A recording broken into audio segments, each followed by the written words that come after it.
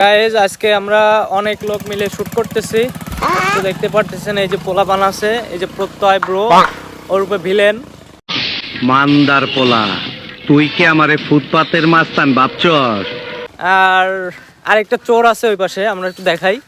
সেটা হচ্ছে সুগরি চোর। এই যে ব্রো আমাদের, হ্যাঁ কেমন আছো? আছো চা খাই। আর এই যে এক মোটু ভাই আছে আমাদের, এই যে আমাদের মোটু ভাই যে শুধু দাঁত দেখায়। মোটা ভাবি